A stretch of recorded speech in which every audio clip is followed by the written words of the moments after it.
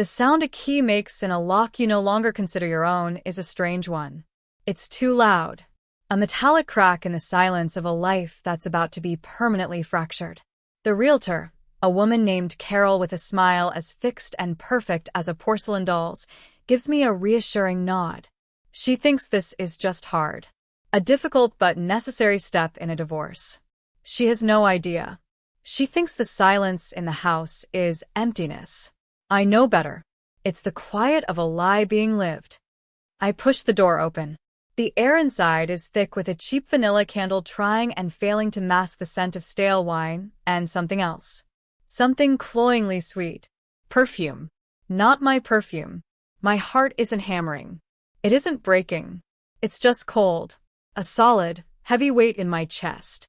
I can hear the low murmur of the television from the living room. A sports commentator droning on about a game my husband, Mark, has no interest in. It's just background noise for other activities.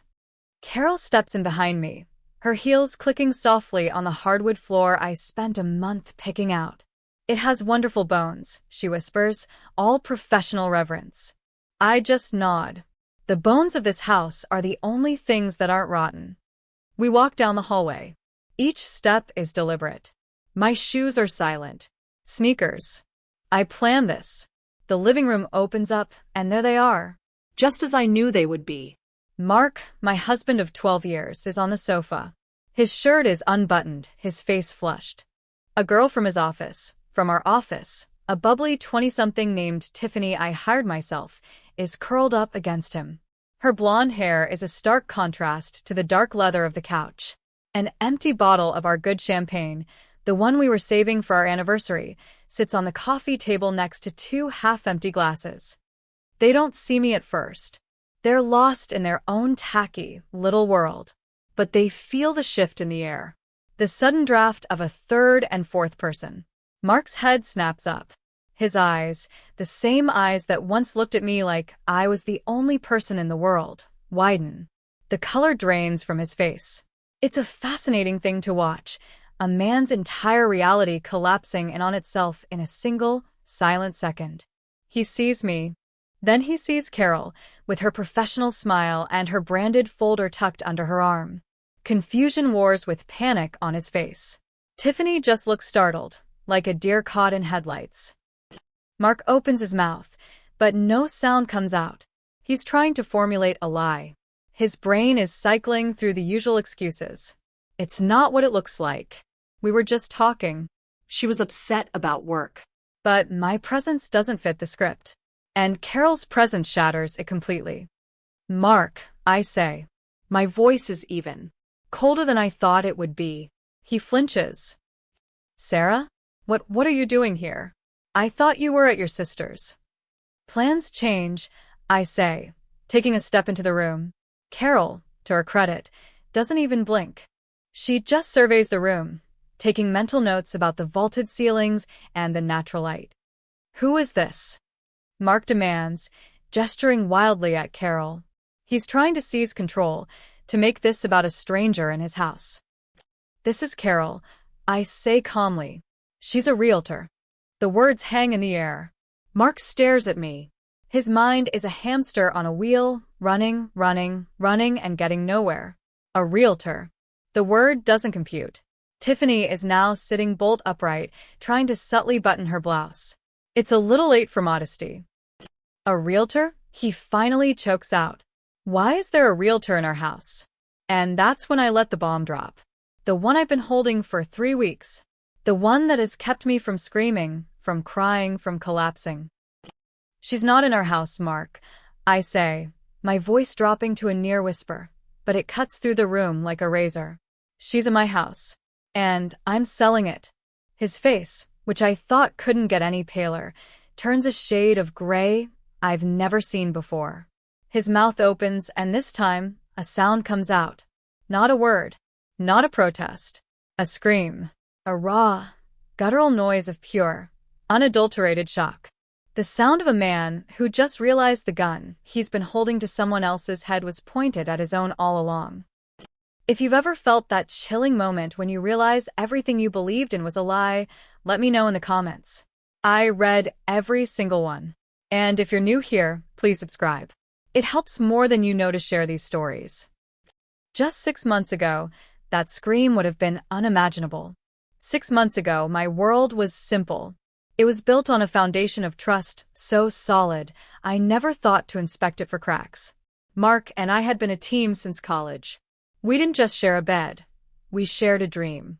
We started a small marketing firm, SRG Creative, right out of our garage. I was the engine, the one who handled the finances, the operations, the boring stuff that actually makes a business run.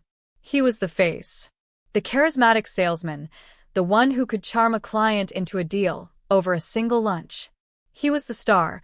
I was the strategist who made sure his star could shine. Our life had a rhythm. Early mornings, I'd be up first, coffee brewing, checking the market reports while he slept in. He'd stumble out, kiss my head, and grab the mug I'd left for him. We'd drive to the office together, planning our day. Evenings were for quiet dinners, walking the dog, collapsing on the couch to watch some dumb show. It was comfortable. It was real. Or so I thought. I loved him. I loved the life we had built. The house was the symbol of it all.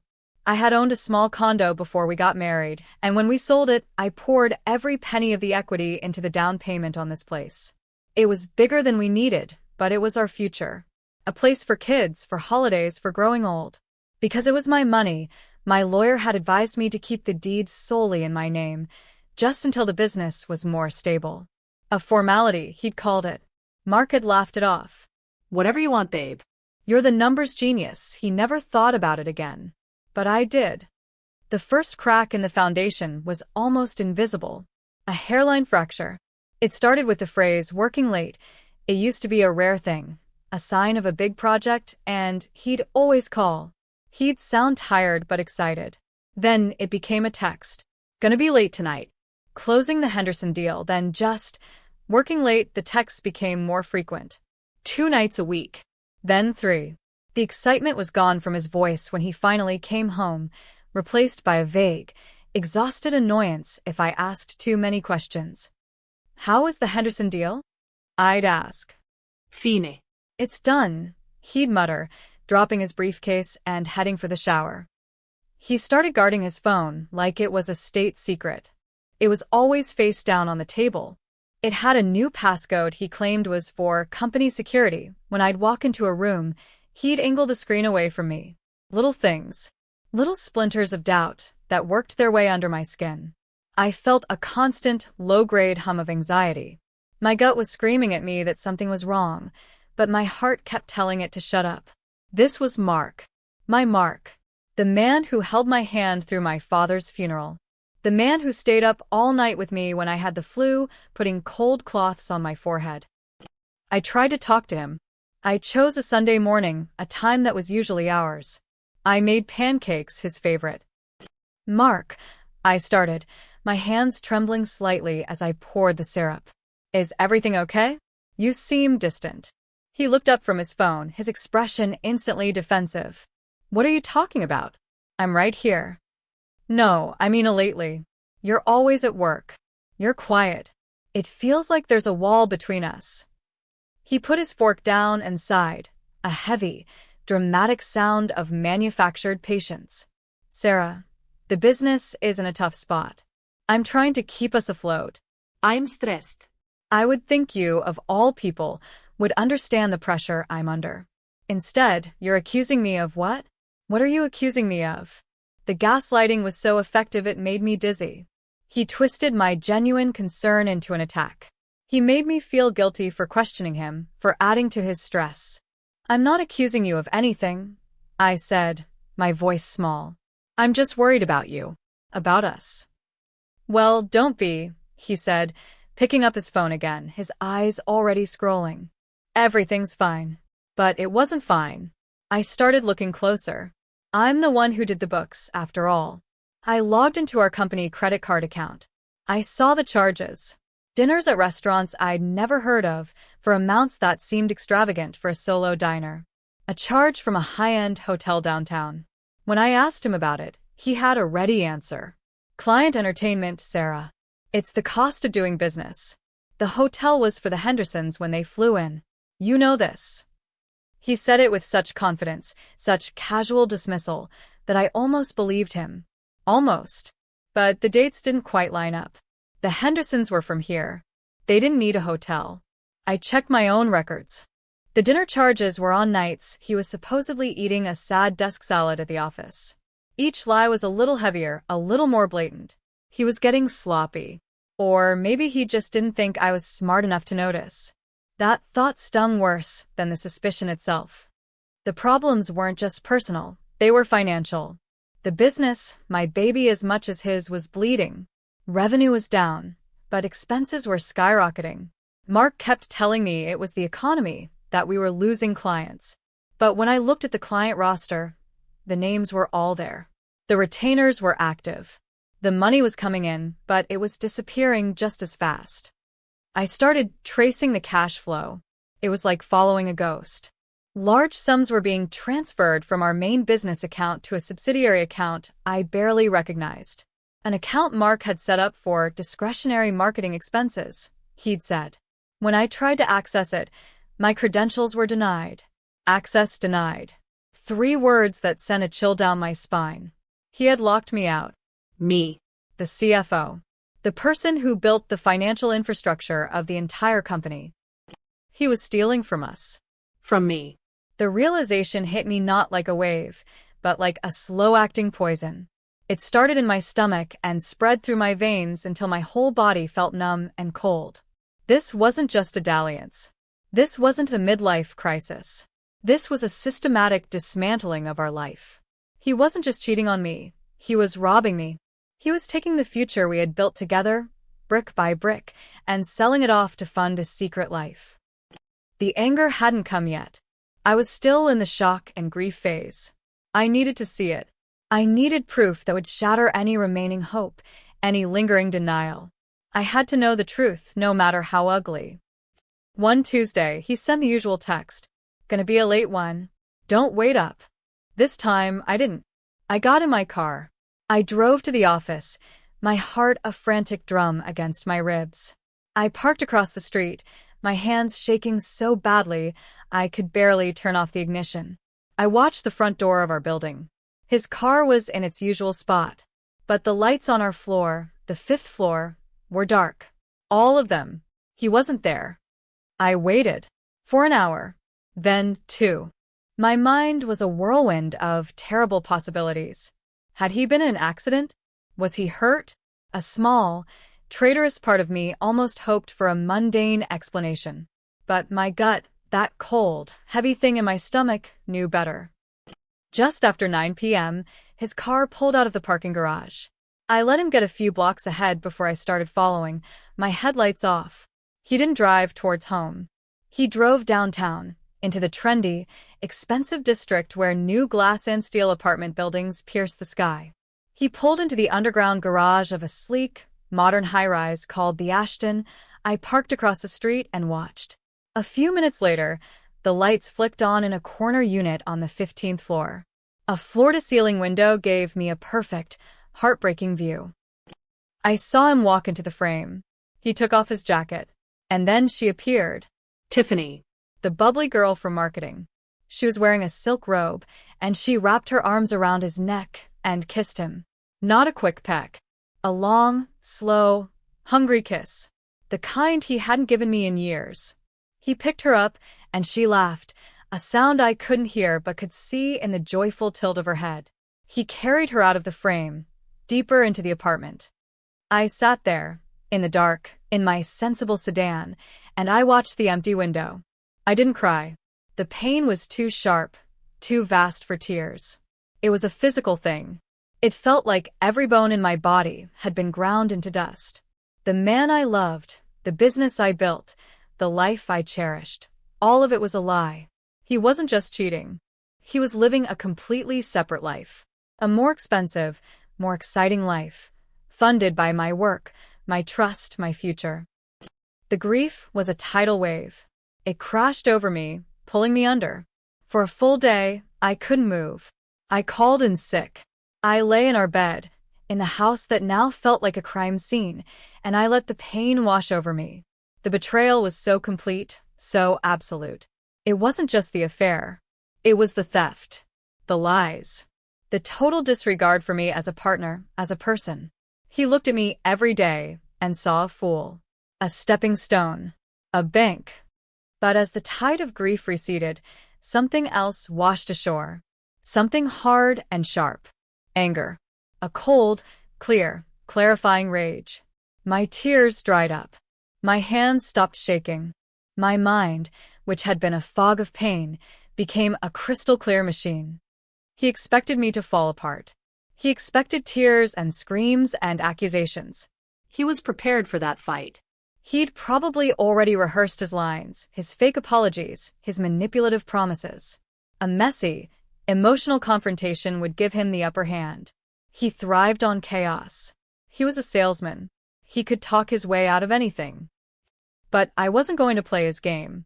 I was going to play mine. I built the board he was playing on. I knew where all the trapdoors were. My first call wasn't to a divorce lawyer.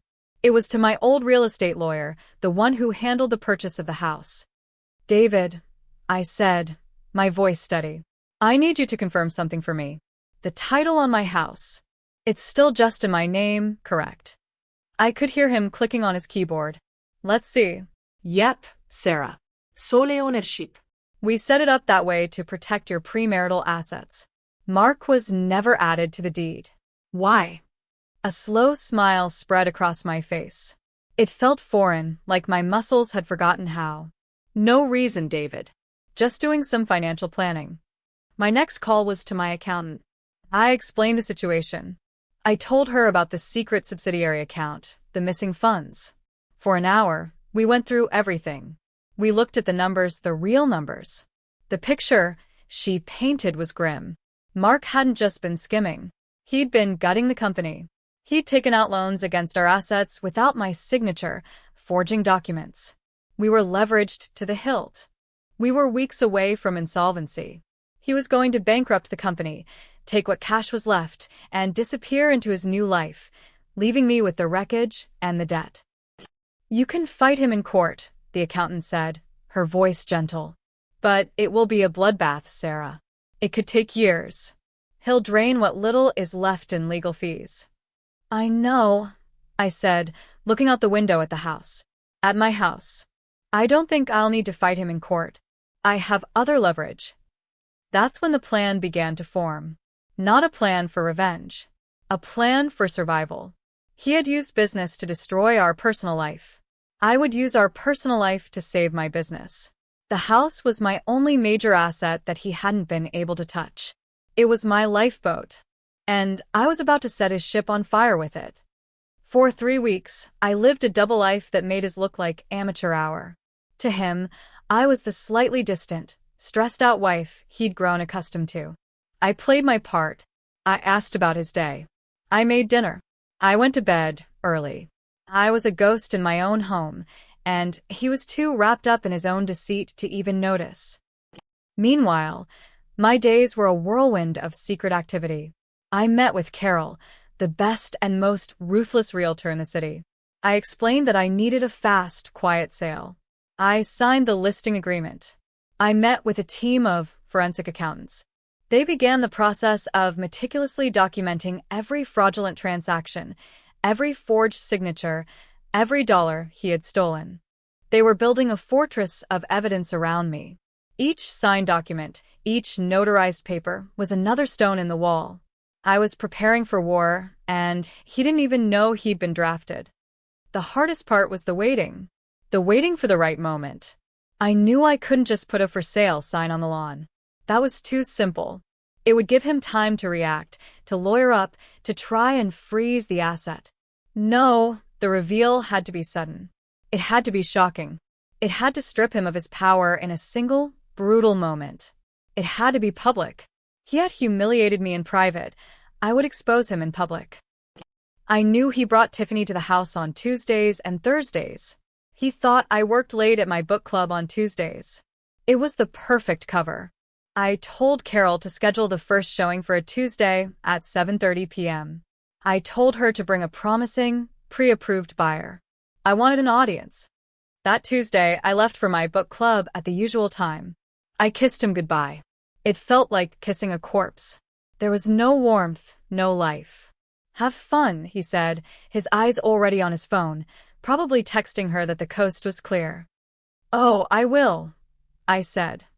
I drove to a coffee shop and waited. I drank a chamomile tea, my hands perfectly steady around the warm mug. I wasn't nervous. I wasn't scared. I was serene. I was a surgeon about to excise a tumor. The procedure would be messy, but it was necessary for survival.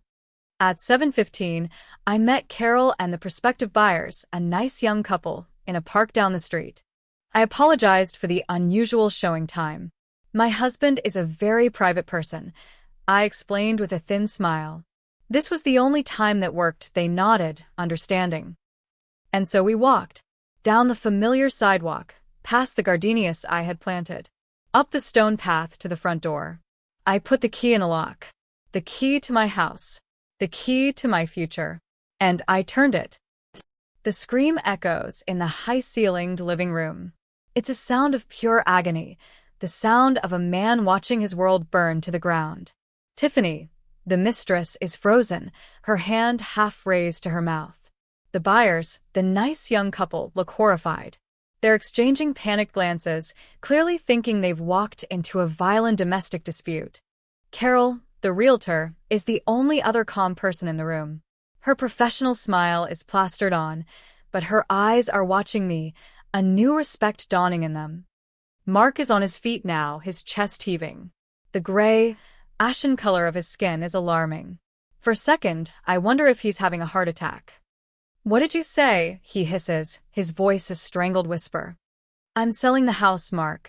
I repeat, my own voice a stark contrast to his. It's calm, quiet, and final. You can't, he shouts, his voice cracking. He takes a step toward me, his hands clenched into fists. You can't do that. This is my house too. This is our house. The prospective buyers start backing toward the door. Maybe we should come back another time, the husband stammers. No, please stay, I say, not taking my eyes off Mark. The drama is just temporary. It will be gone by closing. The little dig hits its mark. Mark flinches as if I'd slapped him. You have lost your mind, he says, pointing a trembling finger at me. I'll call my lawyer. I'll stop this. You can't sell our primary asset without my consent. He's trying to sound powerful, authoritative. He's putting on his salesman voice. But it's thin, brittle. It's the voice of a man bluffing with an empty hand. I let the silence stretch. I let his threats hang in the air, pathetic and hollow. I look from his contorted face to Tiffany, who looks like she wants the floor to swallow her whole, to Carol, who is watching this unfold like a tennis match.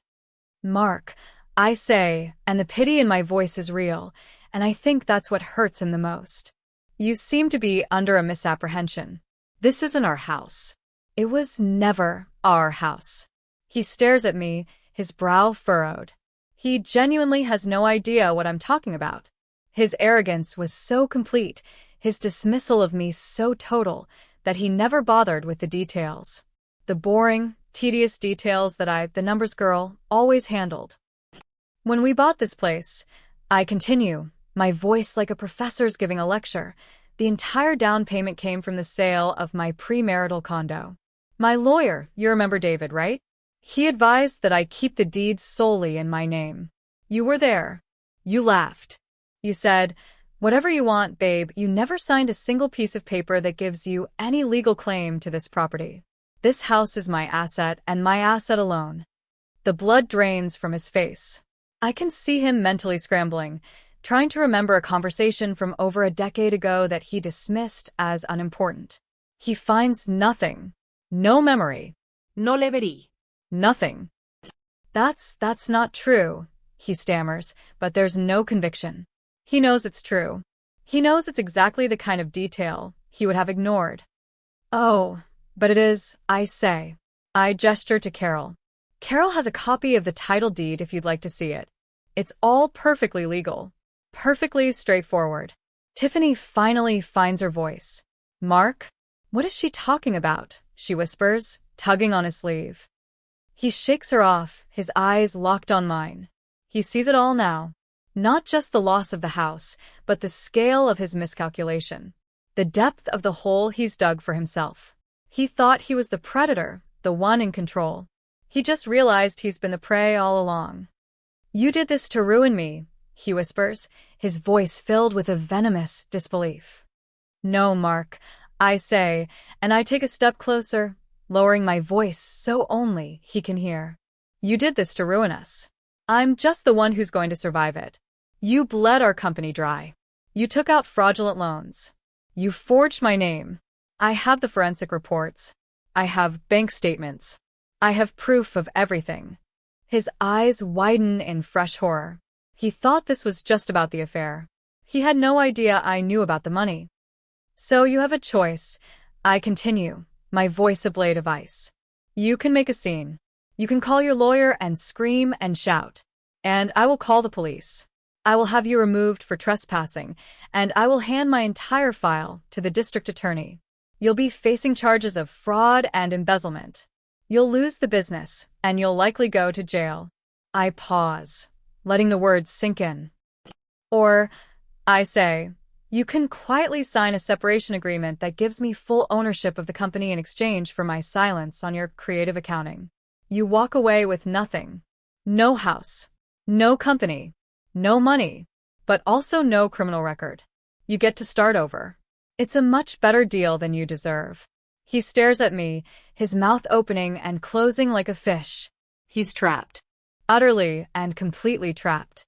The public humiliation, the financial ruin, the threat of prison, it's all crashing down on him at once.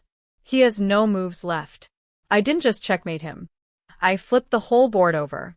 He looks around the room, at the shocked faces of the buyers, at the cool, professional mask of the realtor, at the tear-streaked, confused face of his mistress, and finally back at me, His wife.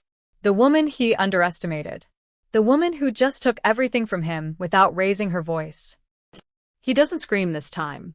He just deflates. The fight goes out of him, replaced by a hollow, vacant despair. He slowly sinks back onto the couch, his head in his hands. He makes a small, broken sound. It's the sound of absolute defeat. I turn to Carol and the shell-shocked couple. "I do apologize for the interruption," I say, my voice bright and clear. "As you can see, the current occupant will be vacating the premises shortly. Now, if you'll follow me, I'd love to show you the kitchen. It has brand new appliances." The sale of the house was shockingly fast. The young couple, despite the soap opera they'd walked into, loved the place. They made an offer over asking price the next day. Cash. While the escrow was closing, Mark was a ghost. He moved into a sad, furnished apartment somewhere, the one he'd been renting for Tiffany. I imagine it felt a lot less glamorous, without company money to pay the rent. He signed the papers. All of them. The divorce agreement, the transfer of company ownership, the non-disclosure agreements. His lawyer, a cheap suit from a strip mall, advised him to take the deal. He knew, just as Mark knew, that I had him cornered. The alternative was financial and social annihilation, followed by possible jail time. My offer was a mercy he didn't deserve. With the capital from the house sale, I was able to save the business. I paid off the fraudulent loans he'd taken out. I restructured the debt. I had to lay off a few people, which was painful. Tiffany, unsurprisingly, quit the day after the confrontation at the house. I heard she moved back to her parents' house in Ohio. I didn't fire Mark. That would have been too easy. Too kind. Instead, I called a full company meeting. I stood before the employees, the people whose livelihoods he had gambled with, and I laid out a new vision for the company. I announced a restructuring. I promoted a talented young woman from our design team to be the new head of client relations, his old job. And then I announced Mark's new role. "Mark will be transitioning to a new position," I said, looking out at the sea of confused faces. "He will be heading up our archival department."